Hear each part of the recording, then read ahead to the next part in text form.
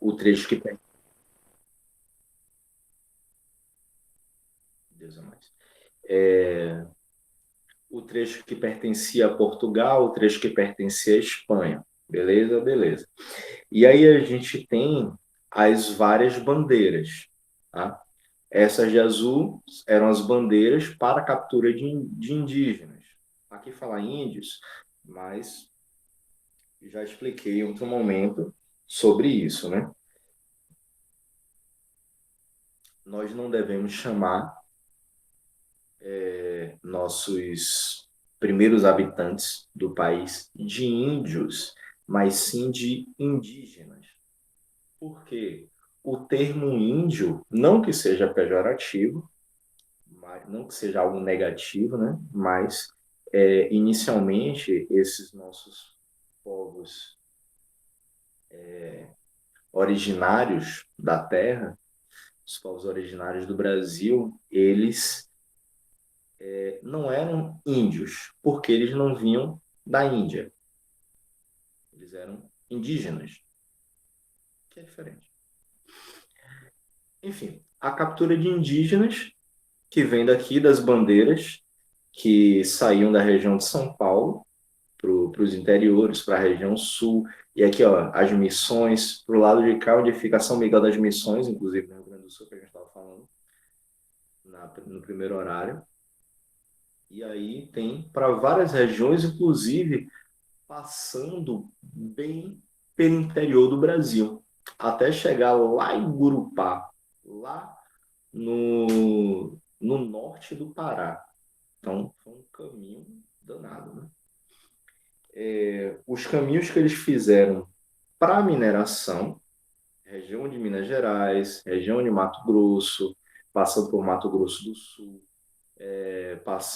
região passando por São Paulo, chegando a Goiás, chegando lá para fundar minha vila, né?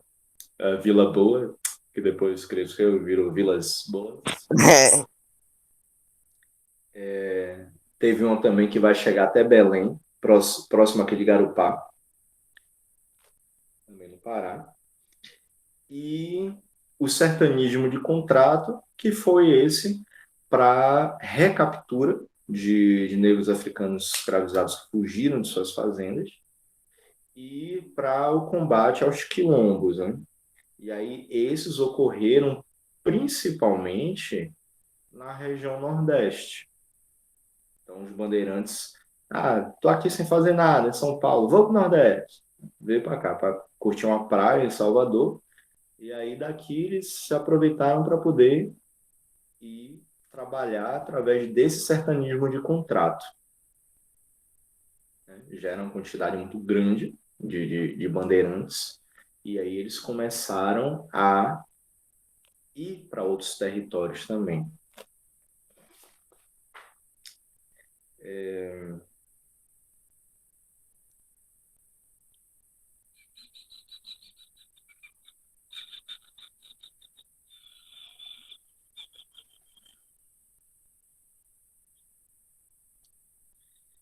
Deixa eu ver se isso daqui eu vou colocar para vocês.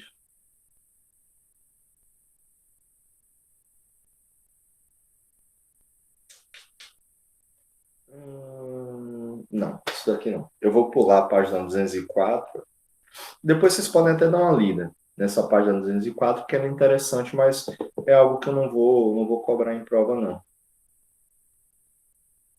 Mas só para a nível de curiosidade, falando sobre concubinato, falando sobre a quantidade de homens e mulheres durante o período colonial, é interessante para vocês darem uma lida nisso daqui. Dos lares monoparentais, da presença somente de mulheres cuidando dos filhos, o que não é muito diferente do que acontece hoje em dia, infelizmente. Mas aí a gente pula para a página 205. As bandeiras, elas foram organizadas, as bandeiras elas foram organizadas pelos paulistas e demais habitantes da capitania de São Vicente para tentar superar a pobreza da região. Professor, eu, presente. Diga aí. Já escutou Cota na Esmola?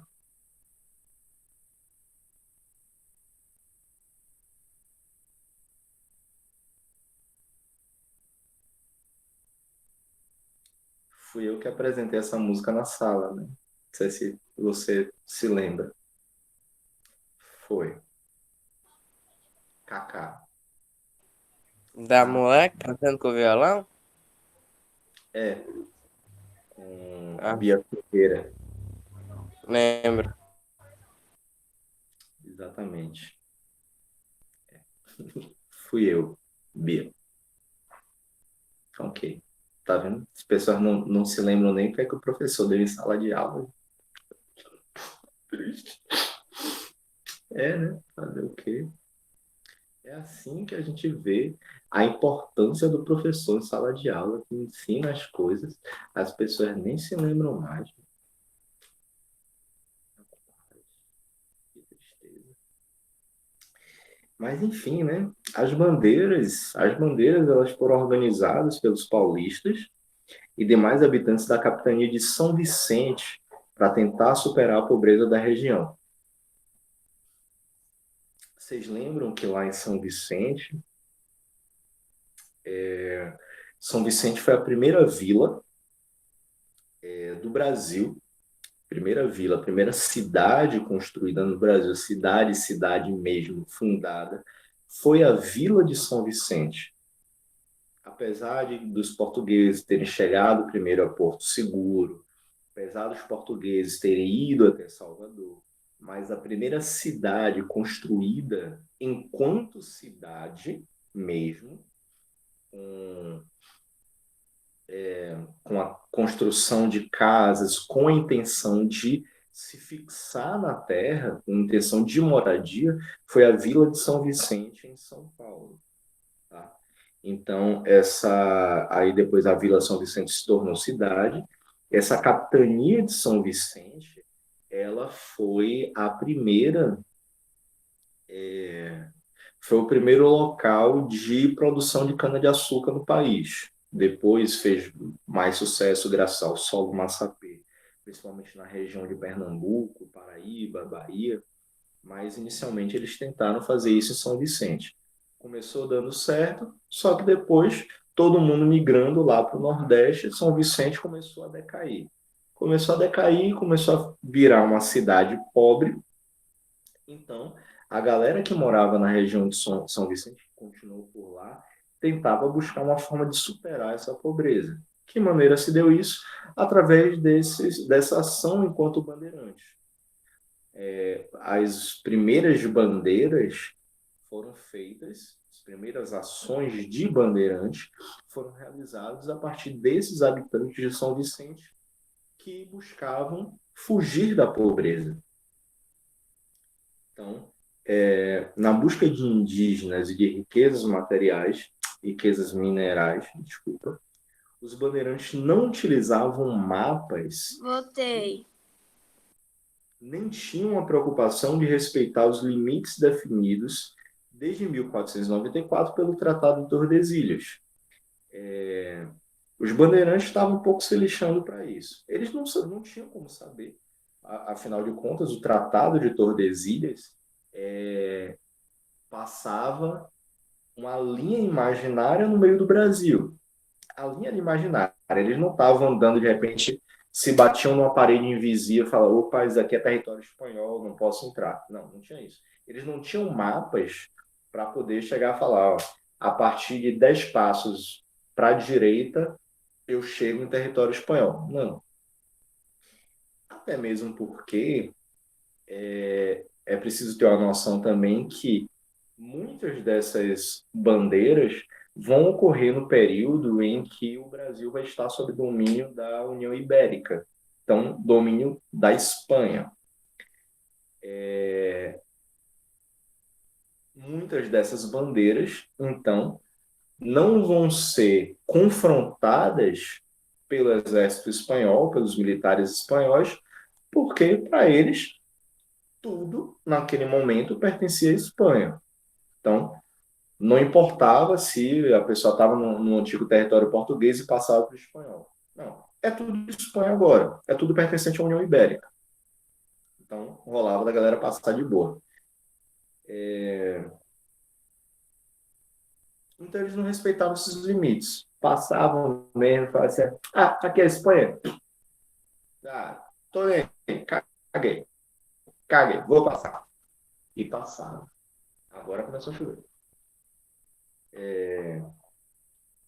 Assim ocorreu a formação de povoados e vilas ao longo dos caminhos abertos pelos bandeirantes em áreas que não pertenciam a Portugal. Além disso, territórios espanhóis no norte e do sul, foram ocupados de outras maneiras. Na região amazônica, jesuítas portugueses fundaram várias missões. No Rio Grande do Sul, criadores de gado formaram fazendas nos extensos pampas gaúchos. Gente, espera aí, rapidinho, vou fechar a janela do quarto, porque começar a chover, senão vai molhar tudo.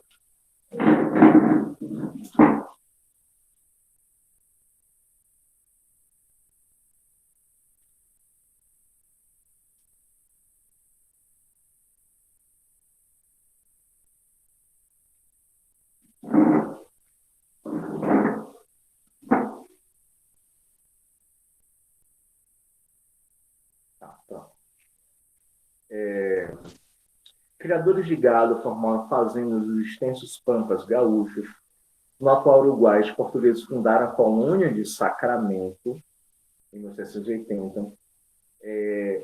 Nem mesmo os domínios portugueses estavam garantidos, como, por exemplo, ocorreu a conquista do Pará pelos franceses.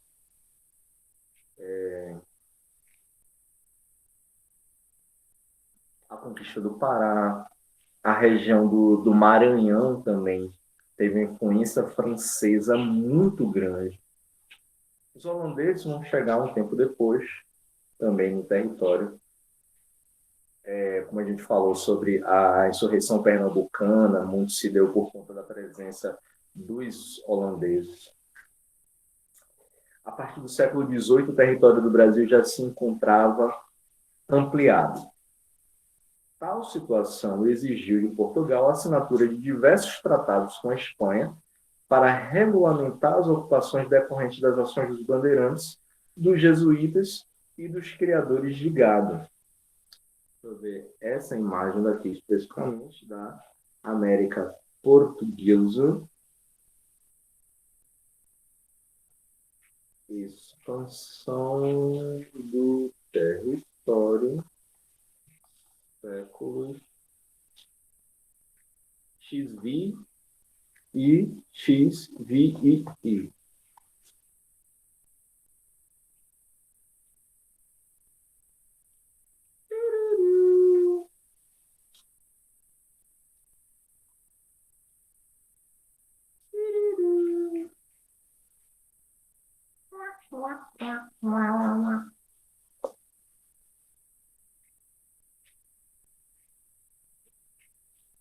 Tá, pronto. Essa imagem dá pra ir de boa.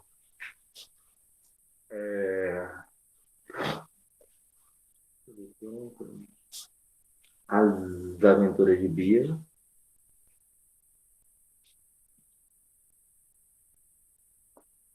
Entrou gente aqui que eu nem vi na hora. Deixa eu ver, Gabriel entrou.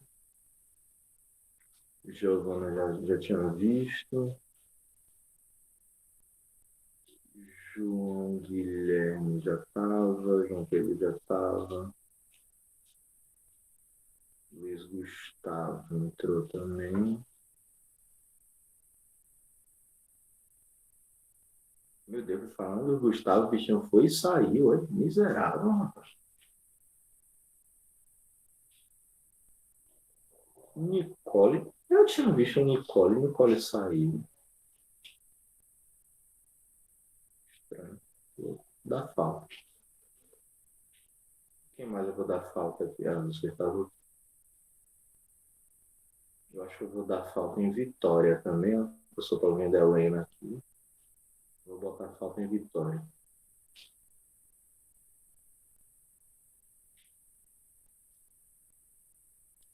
Oi, tio. Oi. Tô vendo a Helena aí. Não tem Vitória. Então, botei falta em Vitória. É, brincadeira. Coloquei falta nela. Então, aqui a gente vê algumas dessas expansões territoriais ocorridas pelos portugueses, né? Ahn, território ocupado no século XVI, eram essas áreas verdes, verde escura aqui, então na região mais do litoral brasileiro, a parte do Salvador, Porto Seguro, tal, Sergipe, Alagoas, Pernambuco, Paraíba, Rio Grande do Norte, tudo na parte litorânea, na faixa litorânea. Espírito Santo, Rio de Janeiro, São Paulo e a região sul, Paraná e Santa Catarina. Aí depois, território ocupado no século XVII. Beleza, beleza, Luiz Gustavo. Século XVII, um verde um pouquinho mais claro, esse daqui, ou seja, já é o início da interiorização, tá vendo? Que aí, aqui mostra, exploração controlada, ou contratada. Então, ó, essas, essas idas aqui. Aqui é dos sertanistas de contrato, tá vendo? Em busca dos quilombos, em busca dos negros africanos fugidos. Território ocupado no século XVIII. Aí, cada vez mais, a partida vai ser sempre da região litorânea para dentro. Você vê como é a expansão, tá? Território ocupado já no século XIX, e aí diminuiu um pouco essa expansão aqui. Então, basicamente, a gente vai ter pequenas áreas, quase que não dá para ver aqui a coloração. E, por último, território que ainda não havia sido ocupado, pelo menos lá para o início do século XIX, que é toda essa faixa amarela, aqui, principalmente dentro do interiorzão do Brasil. Construção de fortes portugueses que vão ficar nas fronteiras do país, tá? E esses ganhos territoriais obtidos por arbitragem no final do século XIX, início do século XX, aí vai ser por aquisição, né? Comprar o território de outro país. O Acre, que pertencia lá aos espanhóis, estava vinculado aqui, deve ser região da Colômbia, mais ou menos, não sei dizer. Mas que aí o Brasil vai comprar dos espanhóis. Aqui, se eu não me engano, é Roraima, Amapá, se eu não me engano é isso. É isso mesmo. Macapá, que é o Amapá, aqui, se eu não me engano, é Roraima, que é o Acre. Acre, uma faixazinha do Amazonas. E aí, então, esses territórios aqui que vão ser comprados pelo Brasil, enfim. As novas fronteiras de territórios portugueses e espanhóis na América não se definiram de imediato. Aí é o que a gente estava falando aqui em relação a esse mapa, inclusive.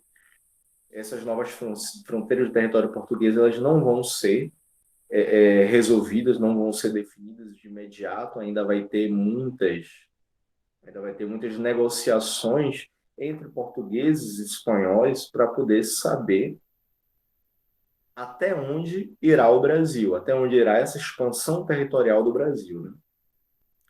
Então foram Internet 6. de casa tá uma bosta, por isso que não tava funcionando aí, é por isso que eu não tinha falado nada aqui na aula, porque tava uma bosta. Tava dormindo, professor. Foram necessários 6 tratados assinados ao longo de quase 90 anos para que isso ocorresse.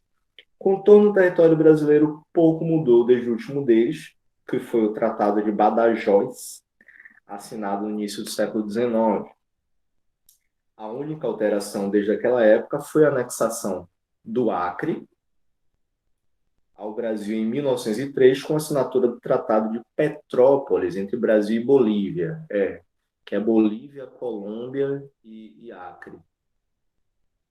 Deixa eu ver aqui se tem. O tio Léo me pediu o link. Sabe que horas me pediu o link? 8 horas. Mas eu não tenho, tipo, o número dele salvo e não apareceu. Só quando eu fui olhar o WhatsApp apareceu. Ok, parabéns. Bem legal, né, tia? Muito legal. Lamento por ele. Enfim, aí o Acre, então, ele vai ser adquirido. Não consigo entrar aí agora. Boa noite. Então é isso, gente. Obrigado pela aula de hoje, foi muito bacana para todos vocês. Agora a gente vai se despedir, tá? Finalizamos nossa aula por aqui. Foi uma das melhores aulas que nós tivemos esse ano, tá bom? E é isso aí. Muito obrigado. Tchau. Não, brincadeira. Eu vou tirar uma das suas faltas, viu, Léo?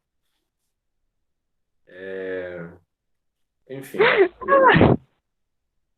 palhaçada. Esse professor palhaço da Zorra, Ave Maria. Tchau, tchau, tchau, gente. Valeu. Então, esse tratado de Petrópolis entre Brasil e Bolívia, ele vai servir para anexação do Acre, tá? Em 1907 foram fixados os limites entre Brasil e Colômbia com o Tratado de Bogotá. Gente, agora eu estou curioso. América do Sul. Pronto. Errei tudo, hein? Eu falei que aqui era Colômbia, não. Tem Peru, Bolívia. Para depois vir a Colômbia. Então, assim, ó, a região do Acre fica aqui embaixo, tá vendo? Entre Bolívia, Peru e Brasil. O Acre fica por aqui. Amapá é aqui pertinho da Guiana Francesa. A parte de Roraima, que também foi uma anexação que ocorreu mais para o final do século XIX, meados do século XIX com a Venezuela. E, através desse Tratado de Bogotá, assinado entre Brasil e Colômbia, é que se delimitou os limites territoriais entre também os dois países. Inclusive, e aí é interessante vocês saberem, quando a gente fala de floresta amazônica, a floresta amazônica ela não se limita somente a Brasil. Vocês sabiam disso? Uhum. Ela vai para outros países também. Exatamente. A floresta amazônica, ela não se limita apenas ao Brasil. Existe dentro da Colômbia, dentro da Venezuela, dentro do Peru também, da Guiana, fazem parte dessa região amazônica, eles também têm parte da floresta amazônica dentro de seus territórios. E, novamente, é muito difícil a gente saber exatamente quando é que termina um território e começa outro. Não existe uma linha traçada no chão para chegar e mostrar assim. Opa, tô saindo do Brasil, tô entrando na Colômbia. Não existe. Mas, à medida que você vai entrando assim, você vai percebendo que você está dentro de comunidades que já pertencem a outro país. Tanto que geralmente o pessoal dessa região daqui, Ah, dessas por regiões, isso que o Samsung, tio, quando você vai para outro lugar que não seja tipo um lugar que você fica geralmente, entendeu? A localidade que você fica geralmente, as coisas mudam, os horários ficam com outras coisas, muda a localização lá no na tela inicial do Samsung, entendeu? Do celular, você fala. Quê? Do Quando eu celular? tinha 16, era isso, não sei. Ficava assim quando eu ia pra Neópolis, quando eu ia pra Penedo, mudava. E quando agora com esse A01, muda de vez em quando. De vez em nunca, na verdade. Mas ele fala onde a gente tá, muda a localização. E às vezes eu edito o vídeo da minha tia, sabe? Vídeo aula. Aí eu vou baixar uns vídeos. Aí quando eu tava lá em Neópolis, apareceu uma propaganda, bem assim, você é de Penedo, não sei o quê. Não sei o que, fazendo propaganda, entendeu? De Penedo. E quando eu tô aqui, aparece propaganda daqui. Sim. É, existem. São propagandas direcionadas de acordo com a localização que você se encontra. É, ai,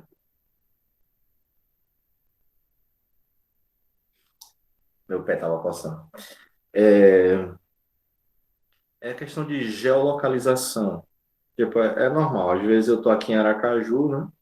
Aí eu vou para Dias d'Ávila. Pô, assim que eu chego em Dias d'Ávila, eu A já Vila começo a Bosta. propaganda de lá, Dias d'Ávila no interior da Bahia. Eu já começo a receber propaganda de lá, de Camaçari, que é uma cidade próxima, de Madre de Deus, Mata de São João, e tal. E nem preciso ativar o GPS, mas o sistema de localização já começa a mostrar isso, né? E vai de acordo também com as pesquisas que a gente faz no celular. E geralmente quando a gente está em outros locais, a gente faz pesquisas referente àqueles locais, né? Então começa a mostrar propagandas dali. Enfim,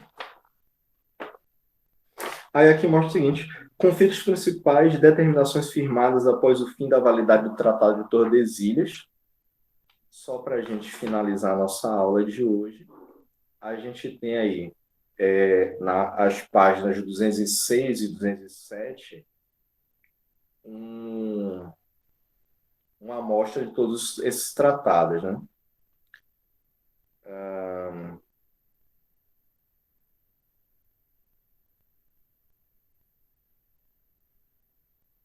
Em 1713, primeiro Tratado de Utrecht, França abriu mão do Pará, em troca Portugal reconheceu o domínio francês sobre a Guiana, região ao norte do Brasil. Então, aqui, ó, a França abriu mão do Pará.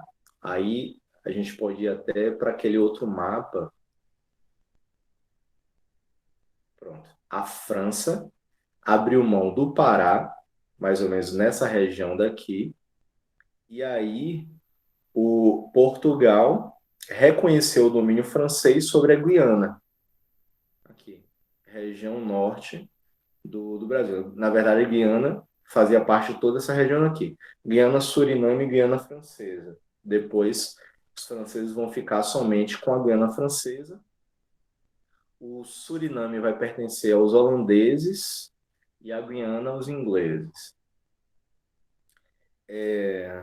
Em 1715 foi o segundo Tratado de Utrecht, em que a Espanha reconheceu o domínio português sobre a colônia do Sacramento.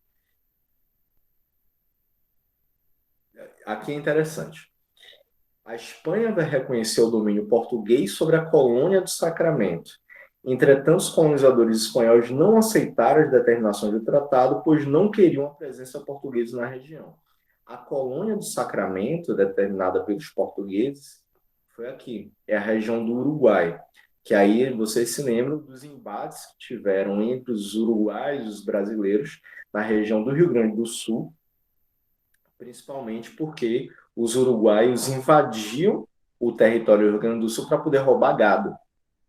Então, havia diversos conflitos entre esses pampeiros dessa região. Os espanhóis reconheceram e assinaram esse tratado como doação, como reconhecimento do domínio dos portugueses sobre essa região, só que eles, quem já morava lá no Uruguai, na colônia de Sacramento, não aceitou a própria determinação da coroa espanhola. Então, eles entraram em disputa com o Brasil e, no final das contas, o Uruguai conseguiu ser um território livre. Então, a colônia de Sacramento se tornou o país que hoje a gente conhece como Uruguai. Em 1750 foi o Tratado de Madrid. Portugal abriu mão da colônia de Sacramento para a Espanha. Em troca, recebeu o território dos Sete Povos das Missões, fundado por jesuítas espanhóis na região onde se localiza o Rio Grande do Sul. Sete Povos das Missões, São Miguel das Missões, justamente essa região. Inclusive, o mapa que vocês veem aí na página 206 do Plano de Missão de São João Batista, Sete Povos das Missões, mostra um pouquinho da região onde se encontra hoje o sítio arqueológico de São Miguel das Missões. Em 1761, Tratado do Pardo. Os jesuítas espanhóis que viviam em Sete Povos das Missões não aceitaram o domínio português na região, incentivaram os indígenas a lutar contra os portugueses, provocando as guerras guaraníticas. Guaranis. Diante disso, Portugal e Espanha assinaram o Tratado de Pardo, anulando o Tratado de Madrid. Em 1767, Tratado de Santo Ildefonso, Portugal perdeu a colônia de Sacramento e os Sete Povos das Missões, recebendo em troca a ilha de Santa Catarina.